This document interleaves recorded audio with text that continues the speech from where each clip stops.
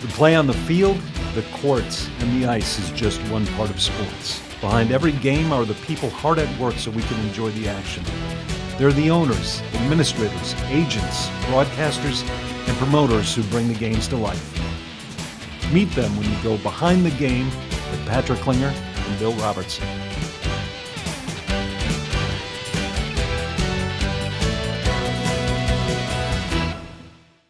Welcome to Behind the Game. I'm Patrick Klinger, President of Agile Marketing Partners. Glad you're with us today. And with me, as always, the Commissioner of the United States Hockey League and the guy who brings all the sex appeal to the show, Bill Robertson. Billy, good to see you this afternoon. Well, what an introduction, Patrick. Thank you so much. And our viewers today, we have a great guest, Patrick, Miss Wendy Williams Blackshaw, who is currently the CEO and President of Minnesota Sports and Events. She's had a storied career, Senior VP of Marketing Sales for the Minnesota Super Bowl Committee. She's worked with Bold North, and she was VP of Marketing and Sales for Sun Country Airlines, a University of Minnesota grad, and a wonderful woman who has a great sense of humor and has a great family. Please welcome to the show, Wendy Williams Blackshaw. Thanks, you guys. It is so great to be here with two of my very favorite people. Well, we're going to dive right into some questions, Wendy, and we want to hear all about your story. And first and foremost, after your career in marketing, sponsorship, and sales, you launched Minnesota Sports and Events about a year ago. Tell us about the organization a bit, its members, and the mission of the organization. Absolutely.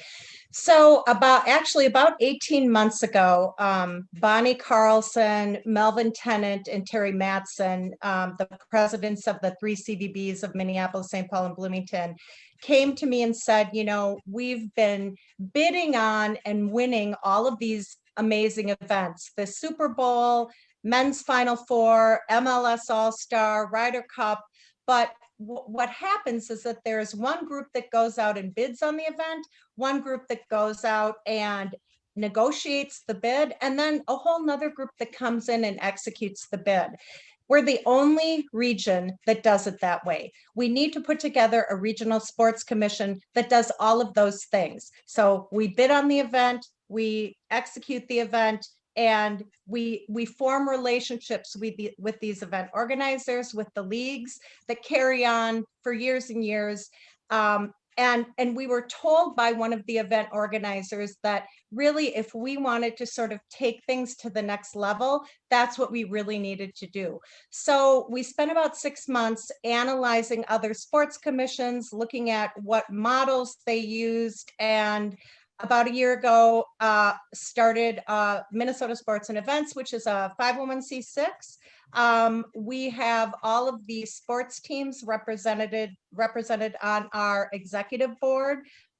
We've got Bonnie, Melvin, and Terry represented, and then we've also got some corporate partners who are also part of this. And you know, the timing couldn't have been better, because Billy and Patrick, these events will help the hospitality industry so much as we are coming out of the pandemic, because you know, both of you with your sports backgrounds, you know better than anyone that these sports tourism events, they bring people flying into our airports, people eat at our restaurants, they shop at our retail, and they sleep in our hotels, all businesses that have really been impacted by the pandemic. So the timing was perfect that we've kind of got more serious about being a sports commission and putting our best foot forward in terms of bidding on all of these mega events.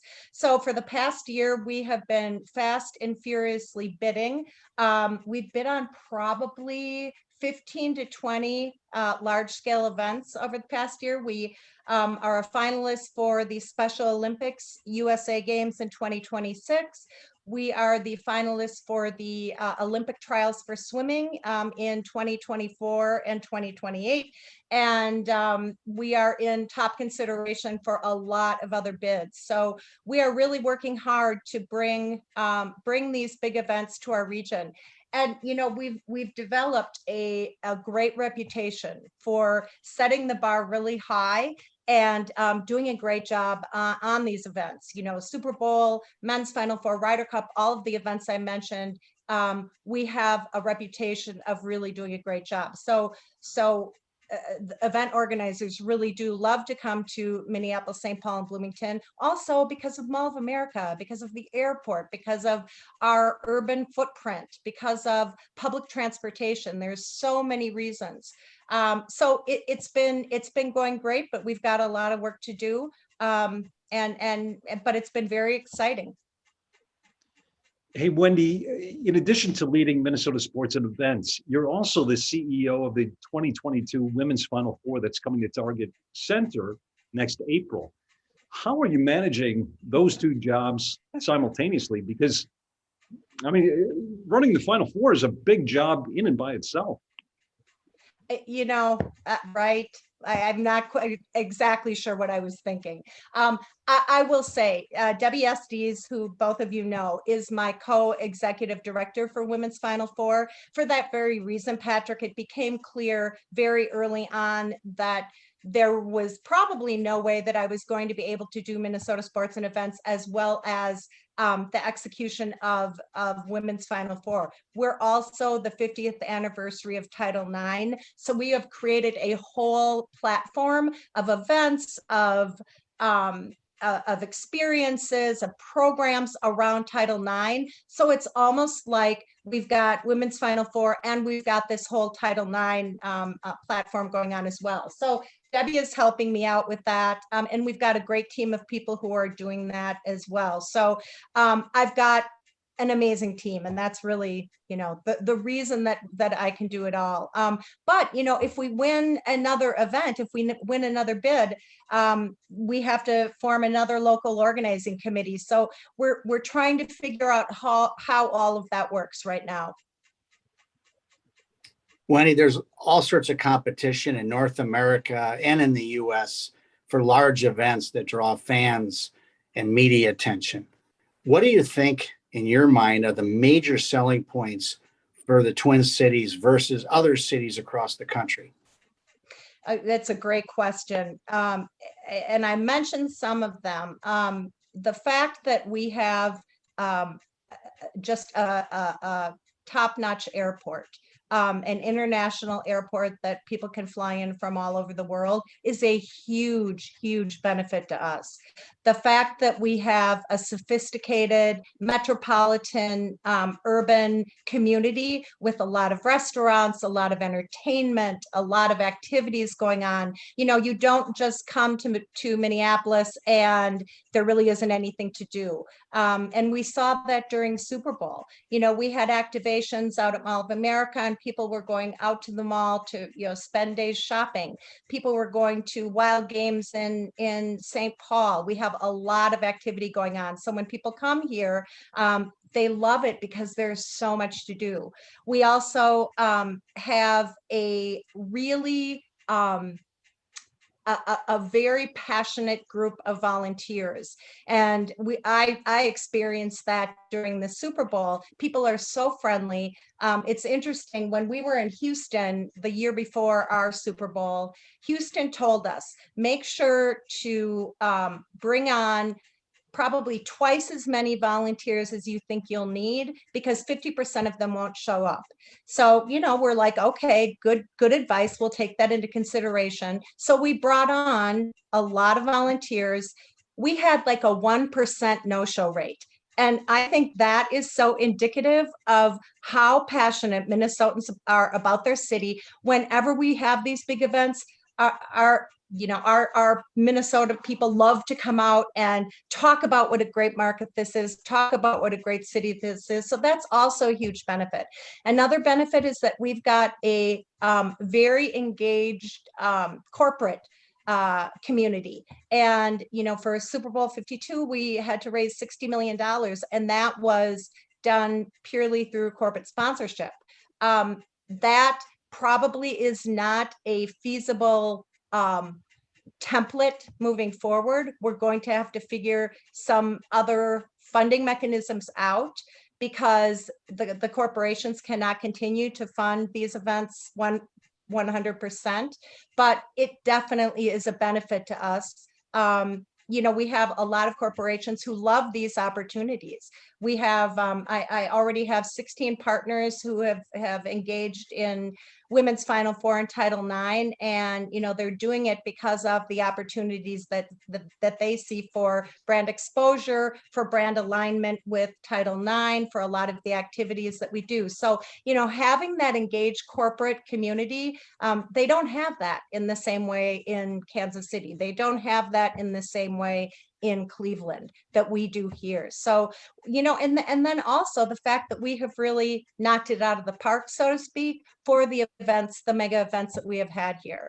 The NFL still talks about the fact that they were a little wary about a Super Bowl in January in Minnesota, or February in Minnesota. And, from the zip line to the cross country skiing down Nicollet Mall to the Polaris ski jump across Nicollet, we did some things that had never been done before that people are still talking about. So we've got this really great reputation for putting on these really good events. Wendy, you mentioned all the great events that we've hosted here. We've had Super Bowls done successfully, and Ryder Cups and Final Fours and X Games. Wonderful large national events have done very well in Minneapolis. But the Twin Cities has also been at the epicenter of racial unrest over the course of the last 14, 15 months. It's at the center of the defund the police movement. How have some of those issues impacted your ability to sell the Twin Cities as a safe and welcoming community for events? That's a really good question, Patrick. I will say it hasn't impacted our ability to do that as much as perhaps I would have anticipated. And I think part of the reason is because although we were definitely the epicenter of the George Floyd was symbolized so much of what is wrong with race relations, not only in the country but in the world. But I think that we have also shown that we are trying to change, and we are taking on some of these very difficult issues and trying to come up with solutions. I also know that from talking to event organizers, from talking to other cities, there are a lot of the same issues in a lot of cities. We are not alone in, certainly the focus has been on Minneapolis, especially during the trial. But I think what has also become apparent to people all over the country is that we are trying to take a lead in solving for some of these problems. In terms of the safety, yes, absolutely, that has come up. But we have been working really closely with the city, with the state, to make sure that when people come to Minneapolis, they feel safe. As you guys know, a lot of it is perception. And, but it's kind of a continual conversation to try to figure out how to make sure that the people who come here do feel safe. And, hopefully a few years from now, we will be much further along in figuring all of this out. And, I think one of the things that I look at is Women's Final Four coming in April. We want people to come back downtown. We want people, downtown, as we know, because of the pandemic also has just been a ghost town. And these events will bring people back downtown, not just to go to the game, but to go to all of the different ancillary events and concerts that are going on during that period of time. So I look at it as an opportunity for our community also to come back downtown and see what a great downtown we have. And, that it is truly safe and that people can have a great time and not worry about some of the things that have happened in the past year. Wendy, there are some analysts, economists who argue hosting big events like the Super Bowl, the Final Four, aren't worth the cost. The three of us would not believe that because we know what an impact it makes. But how do you, in your role, quantify success for a host city? You know, I think it's a little bit different now after the pandemic. What I was talking about before in terms of the industries that have been really devastated. So I think it's a much easier argument to make right now because hotel occupancy right now in Minneapolis is up to maybe 30%. That is something that is good news right now. We never would have fathomed that would be good news, 2 years ago. Usually in the summer, hotel occupancy in Minneapolis is obviously much higher than that. So I think that it is one of the ways that we are going to bring that resurgence back to our community by bringing people from outside our region in to stay in our hotels and spend money here. The economic impact that brings is significant. And but before the pandemic, maybe I would have given that a little bit, sort of the naysayers a little bit more credibility. But I think now the competition has gotten so fierce between cities competing for these events. I think that kind of speaks for itself. Everyone understands that this is one of the avenues to bring that economic impact as well as reputational impact. And that's something that we can really benefit from. So, for example, the Olympic swim trials, they are televised on NBC in prime time, 7 nights. So that is 7 nights of free PR for whichever city will win that bid. That is something that, as you know, you can't buy that kind of exposure. So those are the kind of things that they don't even have a price tag on that. And in terms of what the value is to a community, and we need that. We need that right now. Wendy, you had mentioned that some cities and states subsidize large events with public dollars. That hasn't been the case in the Twin Cities traditionally. We have relied on corporate sponsorship. How much of a disadvantage does that put you at when you're pursuing these events? Well, it hasn't up till this point, because I think the corporations that have supported these events, we've got, as I said, an engaged corporate community that understand the benefit of having these events in our community.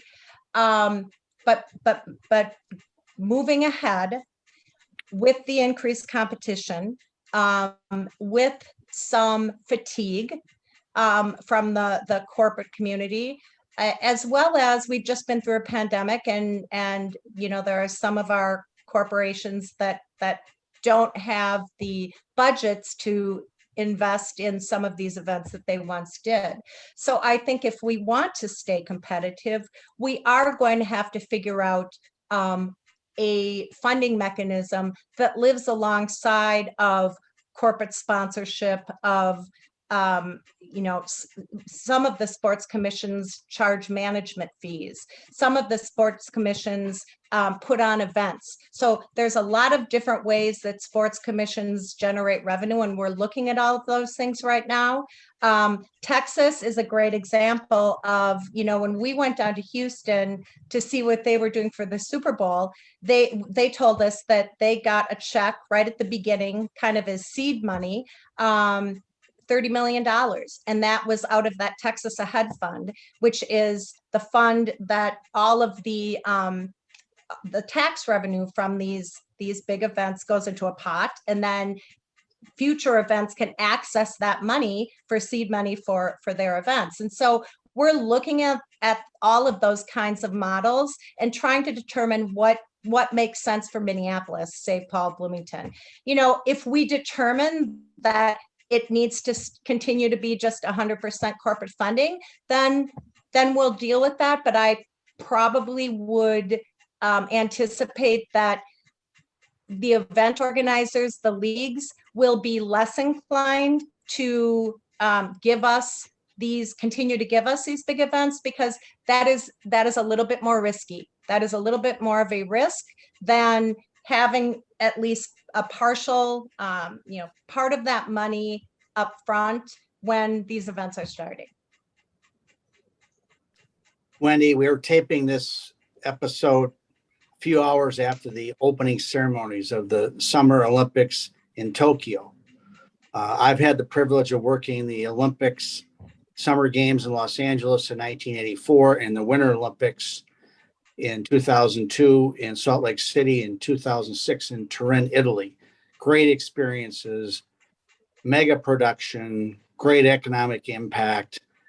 What do you think about the Twin Cities hosting the Olympics one day? I know it's been talked about. When I was at the Wild, I was in meetings with people from Minneapolis and St. Paul back in 1999, talking about bringing the Olympics here, and that died on the vine for a bit, but it still comes up every now and then. I'm sure that you have it probably on your radar, but I mean, you have other things you're working on, but do you think this area can really host the Olympic Games? And is that something you want to do?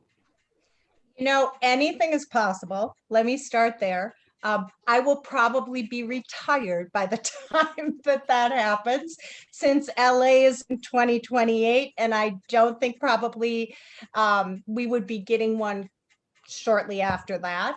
Having said that, absolutely. Why wouldn't we go for that? I think that Utah is a great example. They actually created a fund, and I don't know how many years prior, but many, many years prior, to start to build that bank for the Olympics. And they did an amazing job. So I think that, kind of this taking our region to the next level in terms of the funding mechanism, in terms of, really kind of being competitive with the Chicagos and Atlantas and LAs and, those cities, absolutely would put us in good standing to potentially bid on the Olympics at some point in time. I mean, we're bidding on the Olympic trials in a number of sports. So, that if we show that we can do that, I think that absolutely is something that we would look for in the future. Just a few days ago, you announced the creation of the Land O'Lakes Title IX Championship Tour to honor and celebrate the contributions of female Minnesota athletes. What do you hope to accomplish with the tour?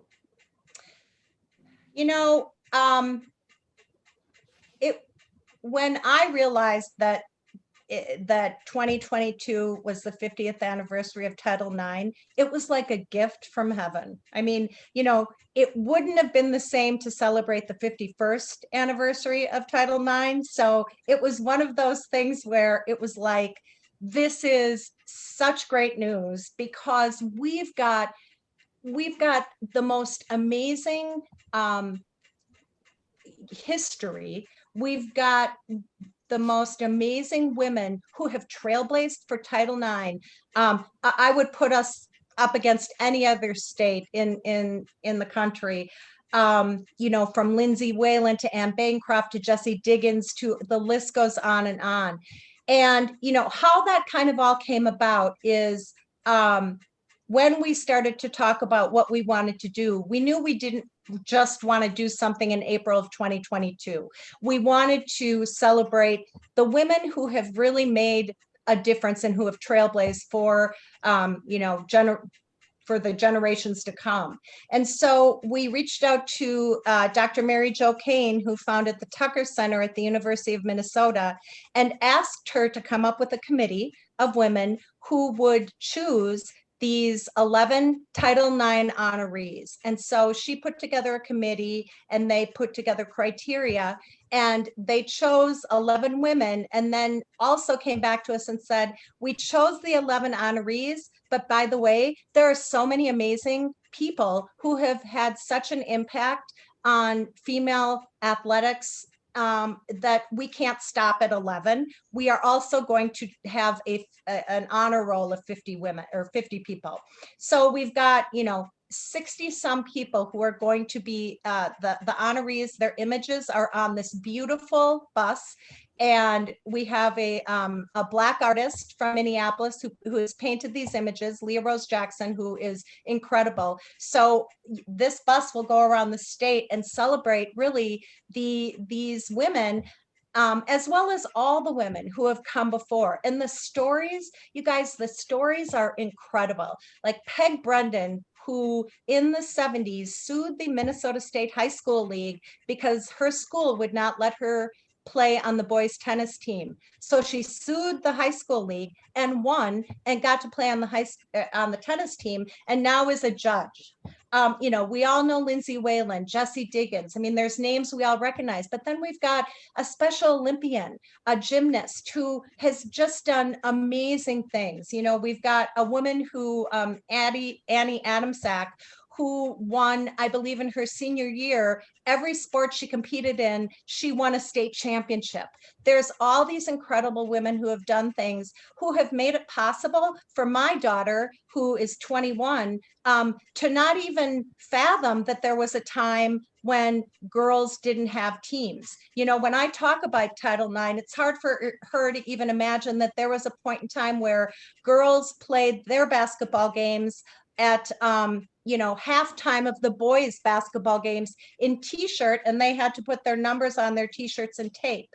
These are stories that I think are really important, that show how far we've come, but also highlight how far we have to go. And I think we all agree that we've still got a long way to go, to make sports equitable, and sports as well as other areas as well. But we're really excited about the tour. Land O'Lakes is our sponsor. We're kicking it off at the Vikings training camp next weekend, and we're going to go all over the state and celebrate.